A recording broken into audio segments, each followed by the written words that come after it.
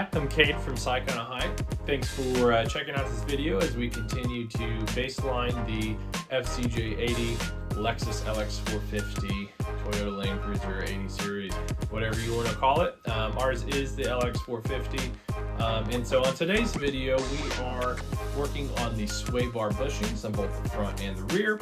We're also going to be working on the tie rod ends on the drag link that are quite loose and popping. We've noticed on the highway that it does a little bit of the wandering, not the most comfortable to drive on the highway on the road. Eventually this is going to be my wife's daily driver, so we want to make sure that all of these parts that are going to wear after nearly 30 years of use, that we get those replaced. One of the things that we're working on is a timeline this time, because we have a trip coming up in just a few days. So we need to make sure that we can get all these items done. So we're starting with the front sway bar bushings. This bushing is a little bit of a challenge to remove that front driver's side end of the sway bar.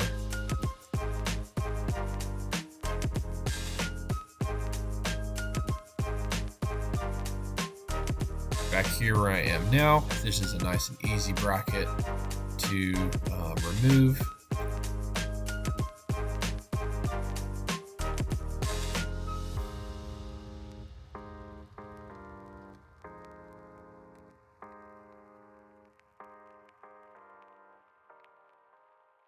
Once these bolts are loosened and removed all the way, you can just remove this C-shaped bracket from on top of the bushing, and then the bushing, as you can see, just pulls off with that little split.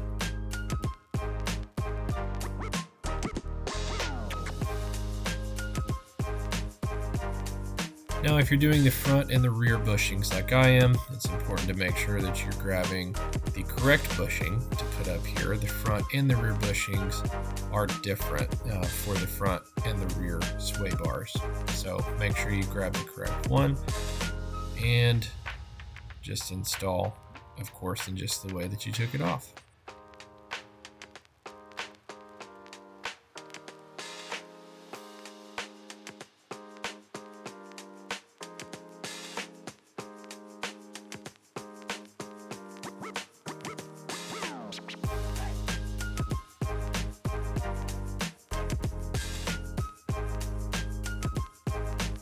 So again, a little bit of a tight working quarters, working on that front driver's side bushing. I believe you call that the stab bushing.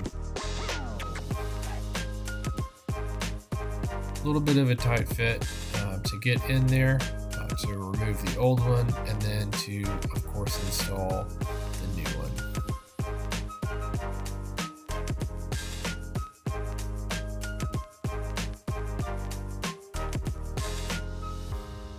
Once that's installed in there, then of course you want to tighten down to the torque specs called out by the factory service manual.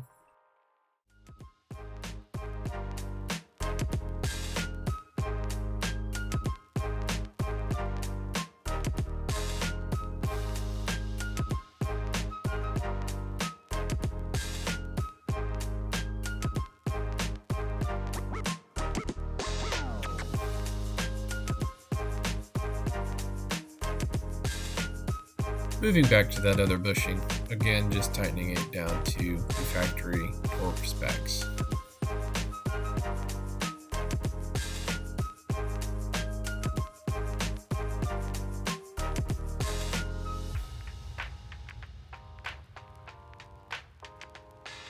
Now moving to the passenger side, we have the differential that's in the way a little bit more of that front.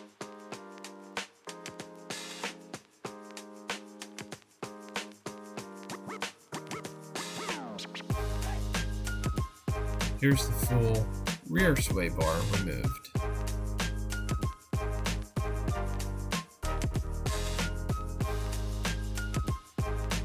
So on the rear sway bar, I just decided to go ahead and remove the entire assembly. That way it would be easier just to replace all of the bushings in one shot and then put it all back together in one shot.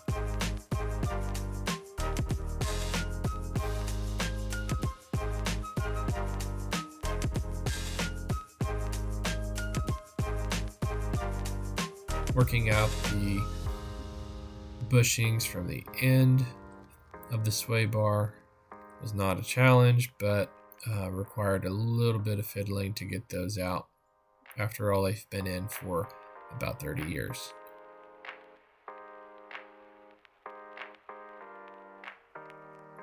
So I decided to go ahead and lubricate the bushings when I put them back in with some grease, just some general purpose grease. There may be something better to use, but I didn't stress about it too much. I just put some body grease on there, or general purpose grease rather.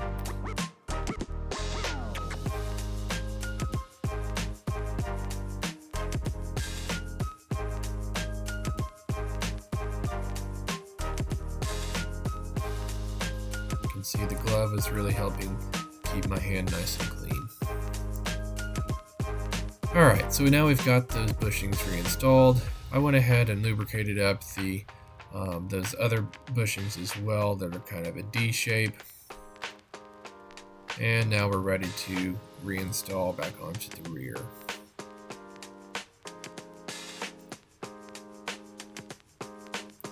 As you can see, there's a lot more room in the back.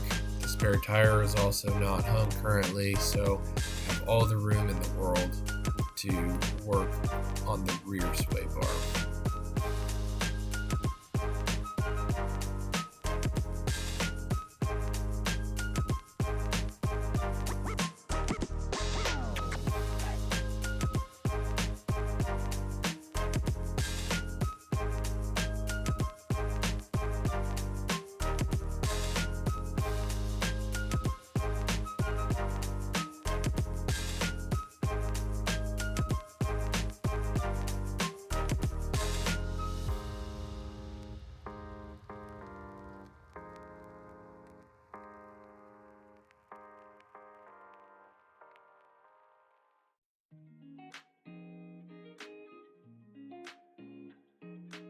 So the sway bar links and sway bars all look pretty good.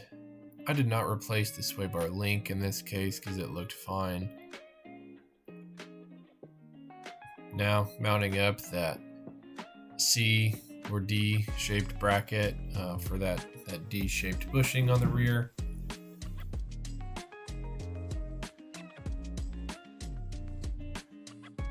Required just a little bit of trickery to get it up there, held in place in the correct spot.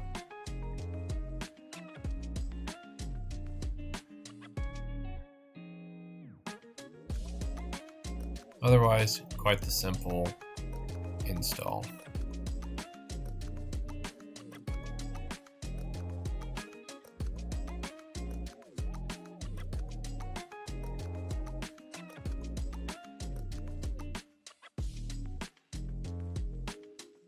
Moving over to the passenger side now.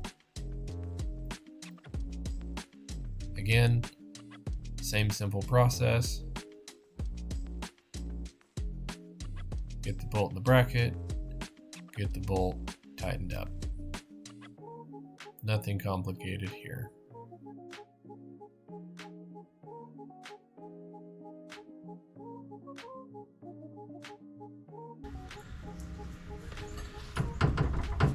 Been hearing this banging, and I'm thinking that it is probably this guy. So I think that's more loose than it should be. So we're going to get those replaced. It's hard to tell if they have ever been replaced in the past before. I'm going to go ahead and do the backs as well, hopefully today, as long as these don't fight me too much. But anyway, looking forward to having all new. It is a rainy, dreary day. We went straight from summer to early winter and skipped fall pretty much today. It's pretty chilly. So that just makes the day more exciting. And exciting it turned out to be. More on that later. Here's a look at the passenger side tie rod end. Just working through, getting the cotter pin removed.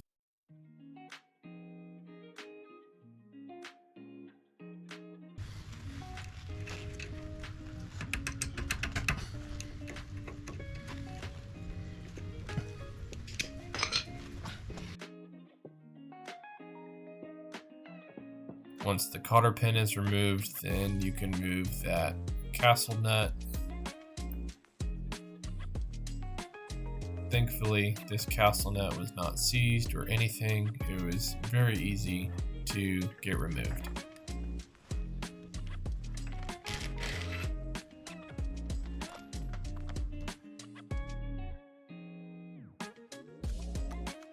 Now I'm using a tie rod end puller. This style of puller worked perfectly on this side. Now I've moved over to the driver's side before I fully pull the tie rod end off of the passenger side. So now I'm removing the hardware that mounts the steering stabilizer. Again, thankfully none of this hardware was seized either, and it was not too much of a challenge to remove.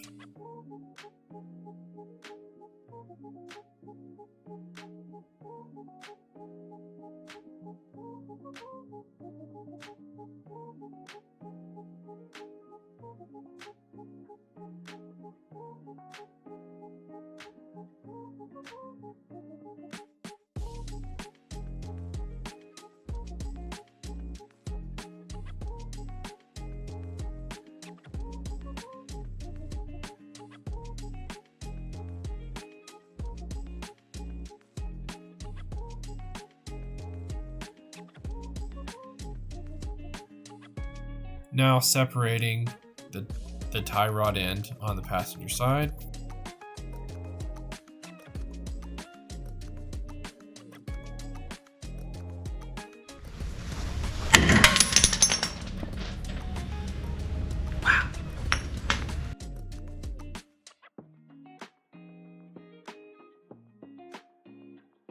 You okay? That's exactly how you draw it up. It's separated just perfectly. Now moving over to the driver's side. This side was a little bit more of a challenge. Because the nut is pointing upwards, I did not have as much room to get my deep socket on top of the puller.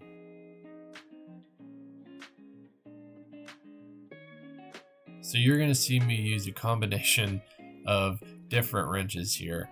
A crescent wrench, which did not work out too well. And then I get creative and need to use a combination of other tools.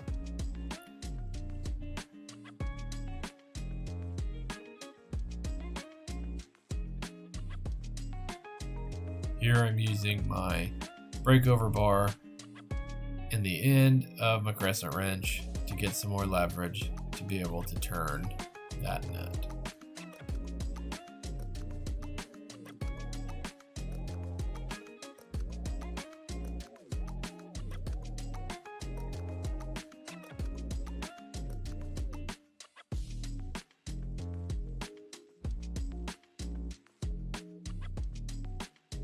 So basically what this is doing is tightening down a bolt onto the bolt, the threaded portion of the tie rod end. So it's basically pressing that, while at the bottom of this tie rod end separator, it's kind of sandwiched between the pitman arm and the tie rod itself. So because it's in between those, it's pushing that threaded portion of the tie rod end downwards, and that's what's giving you the separation action.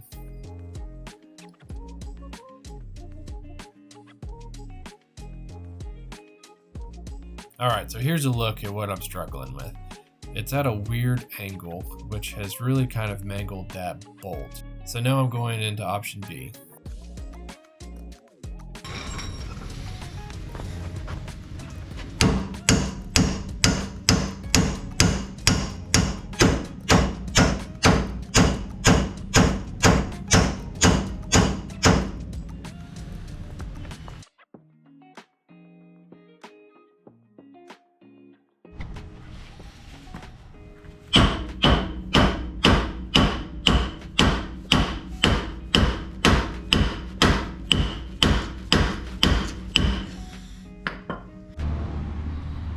Okay, so finally got that sucker to break loose. What I ended up doing was using a combination of this tie rod puller up here, but the issue I was having is that it kept wanting to follow the decline and slide off this way. So what I was able to do was to use this puller, which unfortunately is it's too wide to be able to use. But anyway, so what I was able to do was to sandwich this in between the frame and the pitman arm, and then rest this puller up against it to prevent it from rotating and sliding off some more. And that did the trick, thankfully. I didn't get that on video because I tried several different methods of doing some problem solving there, so I didn't get all of it on video because I wasn't sure if it was going to work. But we are finally free. That took longer than I had hoped. The other side went about as easy as you could hope for. So anyway, we've got both front ones removed, so good progress. Alright, so finally able to fully remove this tie rod. Both ends are loose and ready to come out.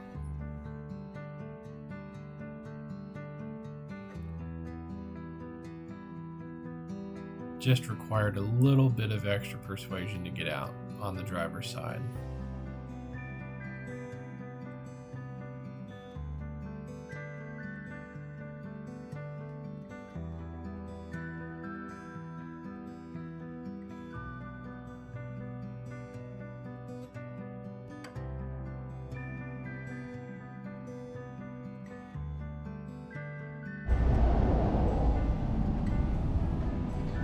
Finally got these guys replaced or put on the new one. So what we did was just ordered a new rod. I could not for the life of me get the old tie rod ends out of this one, but clearly you can see now all I had to do was order a new one, and then I was able to free the old one off of one side, which was helpful to get these retaining deals off. I don't know the proper name, but anyway, so whole new assembly outside of these retaining brackets, for lack of a better word. All right, I'm going to show you how loose these guys are. So, you know, this side is better than the other side. The other side had so much play in it, and it was clicking and popping, so totally worn out. And this one's clearly just you know, too loose, but it's not popping or anything on this side. For comparison, the brand new one, grab it and it does not move. So obviously you want to get the threads and the overall length of the bar as close to the original, what came off, as you can. In this case, what I did was counted the threads on the old and matched that on the new, so you can kind of see there on this side, obviously with the old one having been off. I did think to take pictures of both sides beforehand, so I was able to use a picture reference to count the threads and make sure that we're right there. Obviously, of course, measured before as well from center on both sides, so center to center on both sides to get the overall length. Alright, time to reinstall the entire new assembly now. So we have new tie rod ends, the tie rod itself. I ordered the new tie rod because I could not get the old tie rod ends out of the existing tie rod.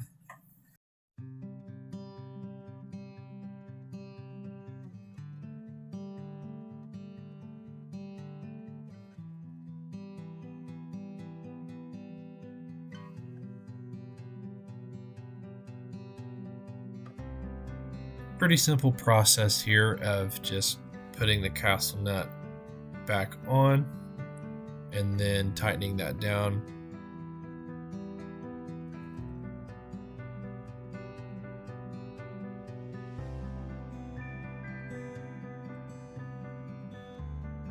Also important to get the steering stabilizer reinstalled properly.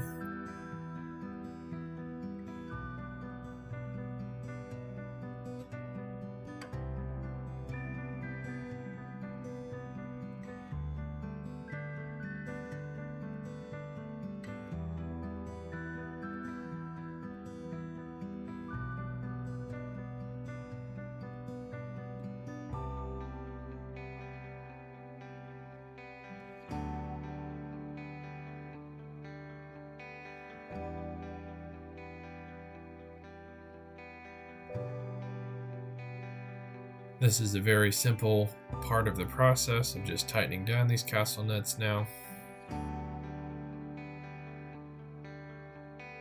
Just want to make sure that you pull down that tie rod end into the proper placement.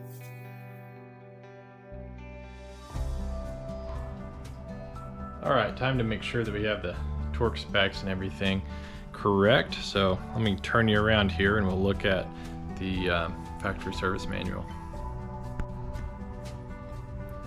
Alright, so looking at the factory service manual, need to install the tie rod assembly, and it says torque spec 67 foot-pounds there, so that's what we'll do. And then of course need to install the cotter pins. So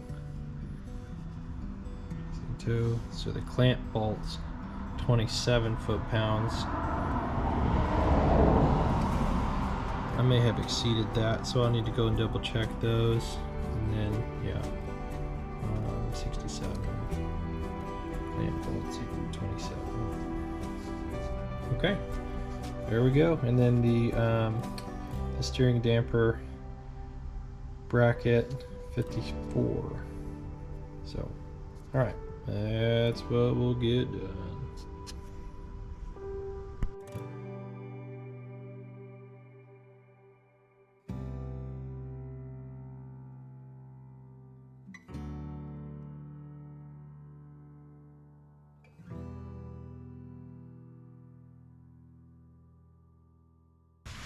Man, I got lucky.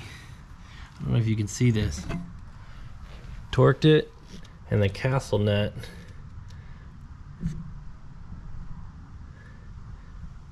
the hole is right through there. Talk about luck. Beautiful.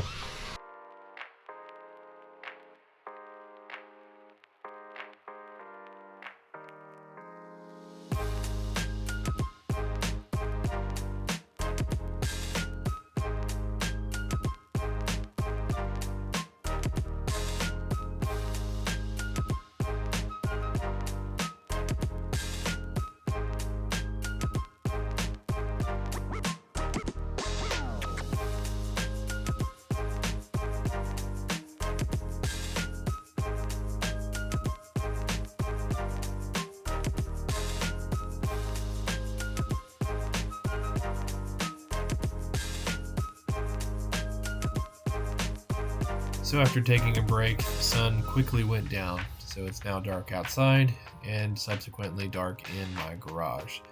But we finally have everything reassembled, the cotter pins are installed, and we are good to go finally on getting these tie rod ends replaced. It's now time to reinstall the wheels and tires, making sure to get the lug nuts installed correctly, not cross-threaded, and we'll get the lug nuts torqued again to the factory specifications. Thankfully, my wife was willing to hold the flashlight for me over my shoulder so that I could see what I was doing, since it is now dark outside. This wraps up part 4 of the baselining process. By working into the night, this project is finished in time to have it professionally aligned in the morning. And yes, with that, the necessary work was completed just in time for our trip. We are off to Maris Adventure Park with our friends to put the FZJ80 off-road for the first time. I hope these videos motivate you to give that project a shot that has been waiting to be completed. You do not need to be a trained automotive technician to take on maintenance tasks like these. You just need the courage to try. As always, try something new, get outside, and never stop learning.